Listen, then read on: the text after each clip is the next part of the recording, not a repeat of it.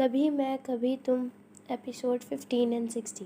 Sharjeena kitchen में काम कर रही होती है। मुस्तफ़ा आता है तो शर्जीना कहती है कि मैं नाश्ता बना दूँ। मुस्तफ़ा कहता है मैं खुद बना लूँगा।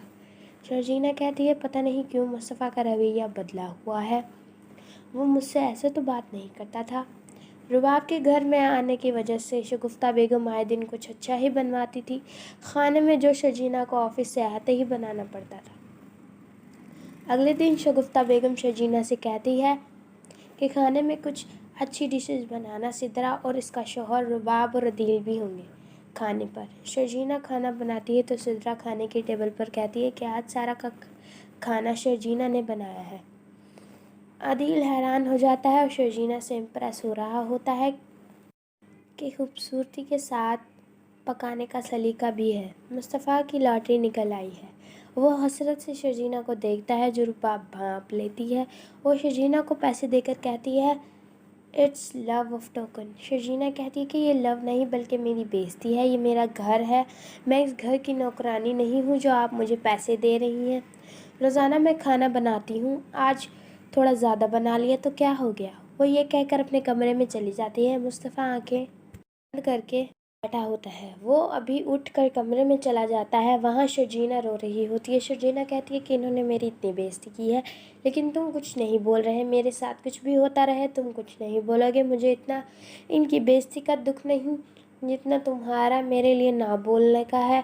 मुस्तफ़ा कहता है तो क्या हो, रुबाब तुम्हें पैसे ही तो दे रही थी, ले लेती, इतना तमाशा क्यों कर रही हो। साफ साफ कहो मेरे साथ रहना नहीं चाहती, बहाने क्यों बना रही हो, क्यों समझौता कर रही हो मुझे निकम्मे के साथ। शर्जीना कहती है कि मैं ही पागल हूँ जो तुम्हारे लिए हर किसी से लड़ रही हूँ। ठीक है आज रात मुझे बर्दाश्त कर लो, कल सुबह तुम मुझे नहीं देखोगे। सारी रात दोनों बैठ कर गुजार देते हैं। अगली सुबह शर्जीना बगैर नाश्ता किए दफ्तर चली जाती है और छुट्टी के बाद अब्बू के घर चली जाती है।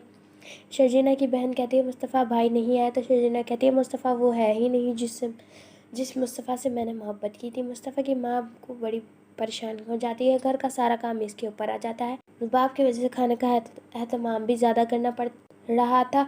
इधर मुस्तफ़ा की कोई चीज़ इसे टाइम पर नहीं मिलती। शर्जीना ने इसकी आदतें ख़राब करी थी। वो इसे अब बहुत याद आ रही थी। शगुफ्ता बेगम कहती है कि मुस्तफ़ा तुम शर्जीना को कब लेकर आओगे, मुझसे अब इतना काम नहीं होता। मुस्तफ़ा कहता है कि आपको तो मुफ्त की नौकर मिली हुई थी, मुझ निकम्मे की वजह से आप सारा दिन घर का काम इससे करवाती थी और आज तक कभी शर्जीना की तारीफ़ नहीं की, वो अब यहाँ नहीं आएगी। रुबाब अदील से कहती है कि ये सब जो तुम्हारे पास है ये मेरा दिया हुआ है, अगर मैं तुम्हें छोड़ दूँ तो तुम सड़क पर आ जाओगे।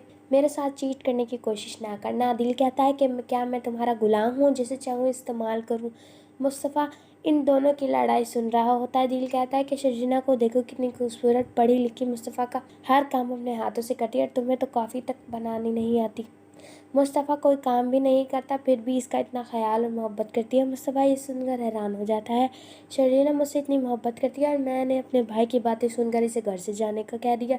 मुस्तफ़ा शर्जीना को मनाने इसके घर चला जाता है। शर्जीना कहते हैं अब खुद को निकम्मा और नाकाम कहा तो मैं तुम्हें छोड़ दूंगी। शर्जीना मुस्तफ़ा के घर आ जाती है। दिल जल जाता है कि मैंने इनको जुदा करना चाहा था लेकिन ये तो दोबारा एक हो गए। दिल अपने घर वालों के सामने शर्जीना से कहता है कि जब मुस्तफ़ा तुम्हें तलाक दे रहा था तो तलाक तय कर किसी अच्छे लड़के से शादी कर लेती है। मुस्तफ़ा के अपने भाई का गिरबान पकड़ लेता है, कहता है कि आपकी मैं बहुत इज़्ज़त करता हूँ लेकिन आप इतने गिरे हुए इंसान हैं, मैं सोच भी नहीं सकता था।